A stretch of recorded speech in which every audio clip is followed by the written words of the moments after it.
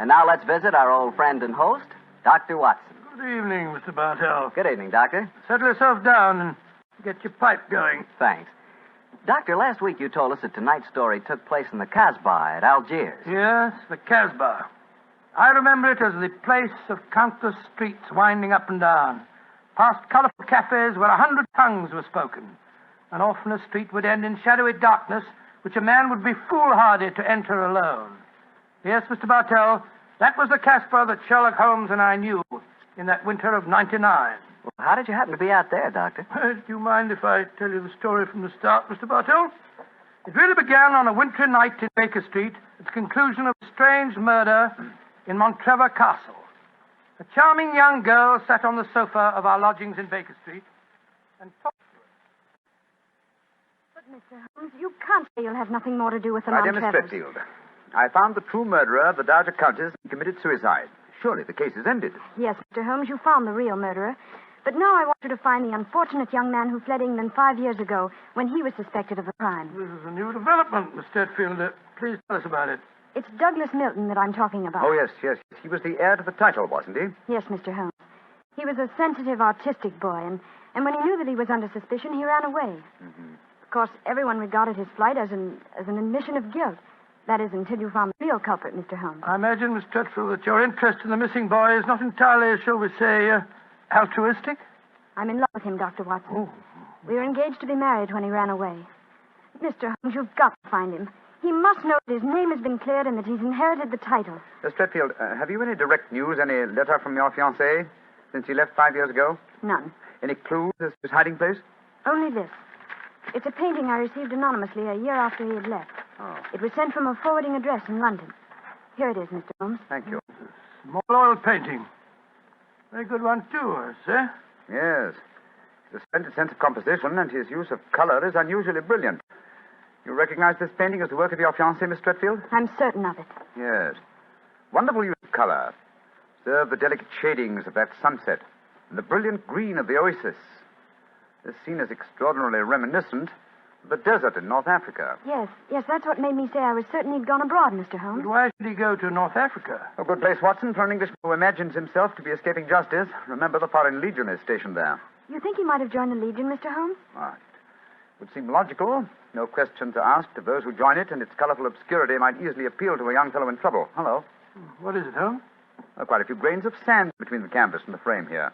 Miss Stretfield, do you mind if I pry the canvas loose? Do anything you like, Mr. Holmes, if it gives you any clue to Douglas's whereabouts. Give me your penknife, will you, Watson? Yeah. Thanks, old chap.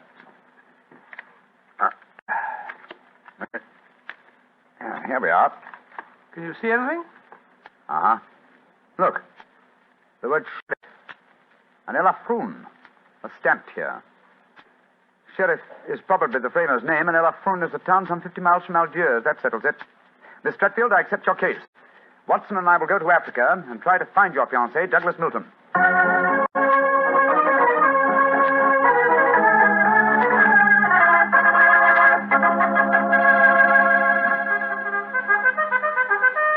Monsieur Sherlock Holmes and Dr. Watson. I have heard of you so often, but I never thought I should see you here at the headquarters of the Foreign Legion. What can I do for you, gentlemen? Well, Colonel Brisson, I'm trying to trace an Englishman who has been missing during the past 4 years. I have reason to believe that he might have joined the Legion. Yeah, I shall look in my records. Let me see. 4 years ago would be 1895. If Sherlock Holmes is tracking him, then I suppose he was in trouble in his own country. If he was in trouble, he might easily have come to us. We ask no questions. 97, 96, 95. In that year, 3 young Englishmen joined us. One of them died of dysentery 2 years ago in Sidi Raji. One of them deserted 18 months ago, and we have been unable to trace him. The third is my adjutant who brought you into my office just now. He is, I would say, about 3 inches shorter than Douglas Milton, and men do not shrink in the Foreign Legion, eh, Colonel? They do not, Monsieur Holmes. And the fellow who deserted must be our man. Unless it's the one who died of dysentery.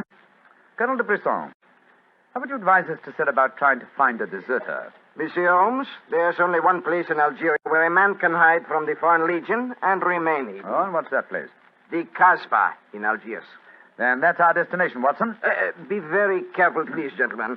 The Casbah is a place where the law is exiled. The police have no jurisdiction there.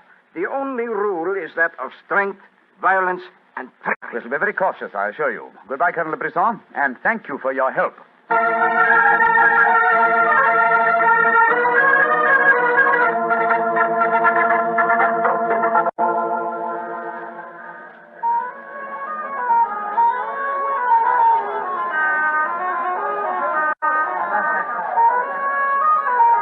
Well, I must say that I think Colonel de Brisson rather exaggerated the dangers of the Casbah. I suppose you're going to tell me this cafe is the headquarters for a dope smuggling ring or white slaving or something. Its ramifications are even more extensive than those you've mentioned. You're joking, Holmes. I assure you I'm not, old fellow. What? My old friend Duhamel is chief of police affairs. When I told him our mission, he advised me to come here. A 500-franc note, and the proprietor can obtain any and all information regarding the underworld. For as little as 200 francs, you can arrange a murder. So that gives you some idea of the relative values of the Casbah. Good Lord, then you've already spoken to the proprietor? Oh, yes. A charming, scoundrelly fellow by the name of Rathbone. I gave him 500 francs and asked him to set his underworld grapevine in motion to see whether an Englishman living in hiding here in the Casbah could be found. And I thought we'd come here for a quiet meal. Here comes Rathbone now. Let's hope he has news for us. Here we are, Rathbone. Come and sit down, won't you? Rathbone works fast, does he not, Mr. Holmes? Your friend is... My friend knows that you're working with me. We'll be found out. A drink first. The tongue of Rathbone is parched. Would you have me die of thirst before I give you my news? Vermouth cassis. You have news for me, then? But yes. Good. What is it? First, you will pay me more money, no? But I gave you 500 francs. You said that you'd do the job for that.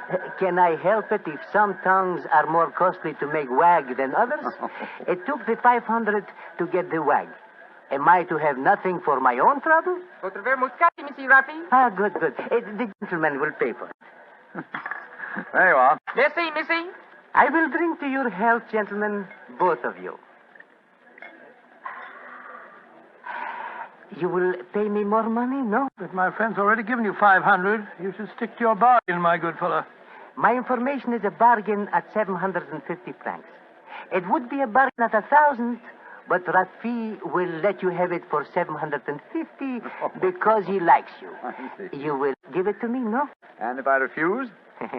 Then you get no information, and perhaps I spread news in the Casbah that makes it uncomfortable for you gentlemen to be there. Wait, Scott, this is blackmail. I get the money, no? You're a scoundrel, Rathbone. Of course I'm a scoundrel. Here's your money. And information? There is an Englishman hiding here in the Casbah. I do not know his name, but he is tall and fair-haired. I cannot tell you where he lives, but if you go to the Cafe of 1,000 Sighs, you will find a girl who sings there. A girl who sings like a nightingale. Her name is Aisha, and she can lead you to your Englishman. A girl named Aisha. In the Cafe of 1,000 Sighs. That is right. I would suggest that you go there in disguise. Two well-dressed Englishmen might find themselves in trouble. For a small fee, say 200 francs, I will escort you there myself. Thank you, yes. I think we can manage by ourselves, Rathbone. Oh, if your business is concluded quickly and time weighs heavy on your hands, Rathbone can take you to some places of rare interest. Dancing girls that wither one's eyeballs with their beauty. For 500 francs, gentlemen... Thank you, Rathbone, thank you. I have a feeling the time will not weigh heavily on our hands. Good night. You work too hard, gentlemen. You should learn how to play. Good night. On my soul, I think that fellow's the biggest blackguard I ever met. I quite agree, old chap, but he is amusing. By the way, Holmes, don't you think that when this case is finished, we might have a time on our hands? Oh, Watson, you're incorrigible. But I think... Watson. What is it? The man sitting over in the corner by himself. By Joe, yes, his face seems familiar. We've seen him before somewhere. Of course we have. His name is Oliver Leeming.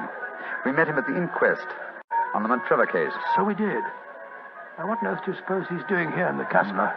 Not on a holiday, I'm sure. Mr. Oliver Leeming, if you recall, is a cousin of Douglas Milton's. The man we're searching for. If Milton were ever declared legally dead, Mr. Leeming over there would inherit the title. It looks to me as if we're not the only people in the Casbah who are searching for the missing heir. That's true, old fellow. Come on, let's go and talk to the gentleman.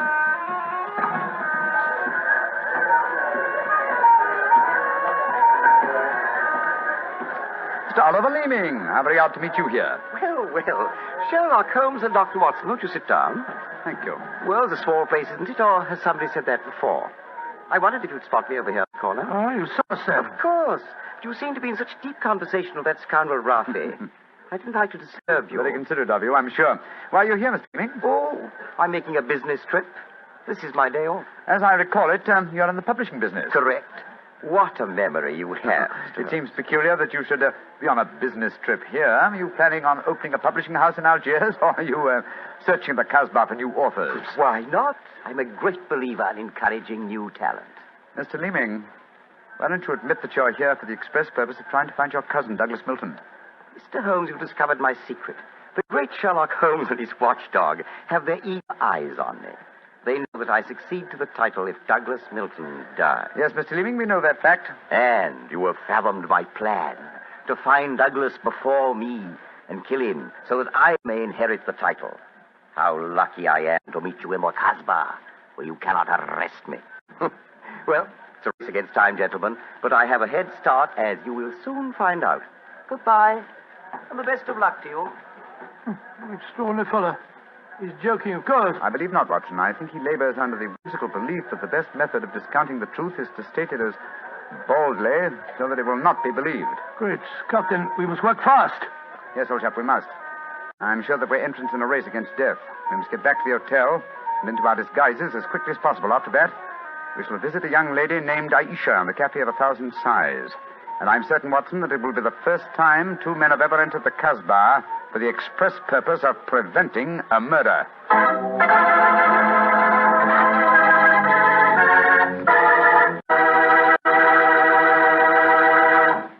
We'll hear the rest of Dr. Watson's story in just about a second, which gives me time to remind you that if you like the flavor of big, plump, juicy Muscat grapes, you'll love the flavor of Petri California Muscatel. What a wine. Petri Muscatel is the perfect after-dinner wine. It looks good, smells better than it looks, and when it comes to the taste department, well, you never tasted anything like it. For a really good wine, remember first Petri, then Muscatel. Petri Muscatel.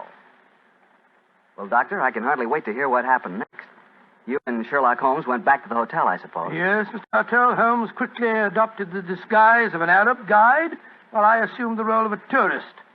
And we started off on our search. Outside the Cafe of 1,000 Sighs, we met with a rude shock. Good Lord. It's the fellow we met in the cafe. Yes, Oliver Leeming, with a knife between his shoulders. He's dead, Holmes. Shouldn't we get into touch with the police? What can they do? Remember, there is no law in the Casbah. In any case, this man is beyond our help. Our job is to protect the living. Come on, old fellow. Let's go to the Cafe of 1,000 Sighs and find this girl, Aisha. The girl, Rafi says, sings like a nightingale. Comme un oiseau qui chante, je l'appelle ma petite bourgeoise, ma tonquille, ma tonquille, ma tonquinoise. Il y en a d'autres qui me font le doux yeux, mais c'est elle que j'aime le mieux.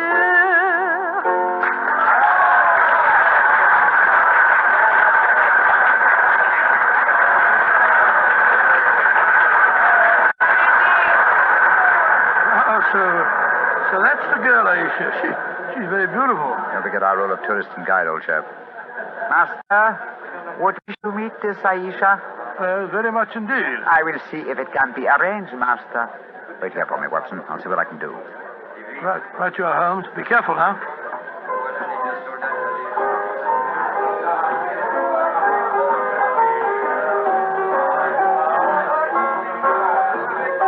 Mademoiselle Aisha? What you want, greasy one? There is an Englishman at the table over there. He wishes to talk to Aisha. Which one is he? The man who sits at the table in the corner. He is very rich, Aisha, and he admires you a great deal.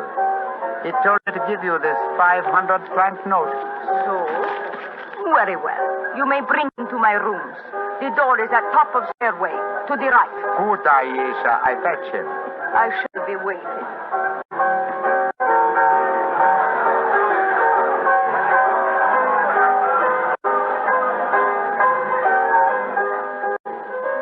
Aisha will see you, master. Follow me, please. Oh, very well.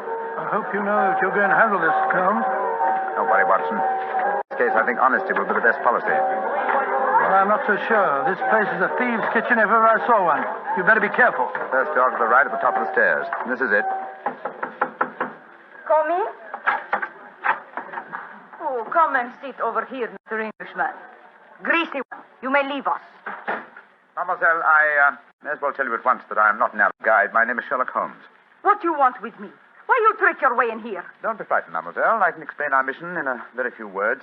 My friend and I have come in search of an Englishman by the name of Douglas Milton. We have good news for him. What make you think I might know of him? A gentleman by the name of Rafi suggested that you might. What is your good news for this Englishman? That he has been cleared of suspicion of murder and that he is the rightful Earl of Montrevor. That means when he knows this, he will leave the Casbah and return to his country? Naturally, madame. I do not know this man. I have never heard of him. Here is your 500 francs. Goodbye. Not so fast, Aisha, mon petit chou. I've been listening from behind these curtains. Gentlemen, allow me to introduce myself. My name is Douglas Milton. Douglas Milton, we find you at last. It gives me infinite pleasure to have succeeded in my mission. How do you do, sir? This is very exciting. It is indeed. Yes, I think the occasion calls for a drink. What will it be, gentlemen? Well, I think a glass of port would be very nice, sir. Yes, it would be the most appropriate for toasting the new Earl of Montrevor. Splendid, splendid.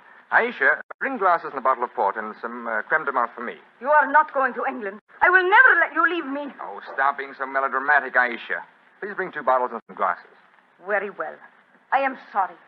Mr. Holmes, I can't tell you how I appreciate your trouble in coming all this way to find me. But I must tell you at once, there's one problem that makes it difficult for me to leave this country. You see, I deserted from the Foreign Legion. Yes, we know that, my boy. In fact, that's how we first got onto your trail. I shouldn't let that fact worry you, Mr. Milton. I'm certain the British consul in Algiers can arrange to have any charges dropped against a peer of the realm. Oh, well, I never thought of that. Here are the bottles. You must excuse the glasses, gentlemen. Tumblers are hardly cooked, I suppose, but... Well, they won't spoil the flavor, I'm sure. 2 glasses of port and creme de menthe for me. Only 3 glasses, Aisha? Bring a glass for yourself. I do not wish to drink. And I insist that you do. Bring a glass, Aisha. Why should I drink if you are leaving? Mr. Milton, do you know Oliver Leeming? Well, of course, he's my cousin.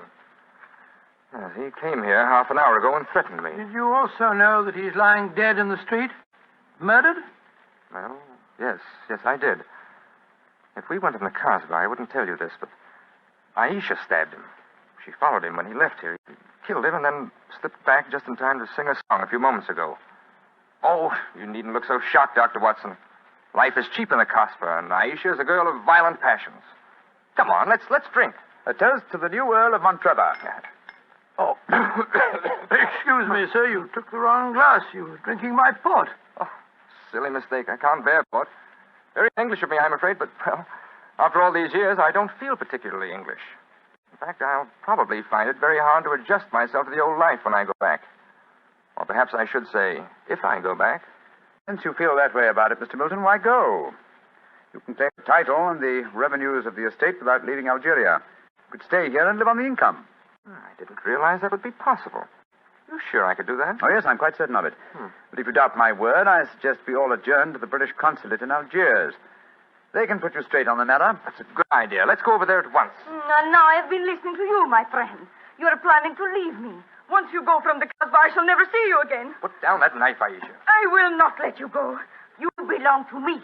If you try to leave me now, I will kill you. Put down that knife, Aisha. You've done enough damage for one night. Why, you... Put it down, you fool. Put it down. Let me go. Let me go. She twisted the knife on herself as she fell. Holmes, help me turn her over. She's dead, Mr. Milton. Poor Aisha. It's a bloody path that leads to the Montrevor title, sir. I suggest that we see that the poor girl's body is taken care of. Then go to the British consulate without any further delay.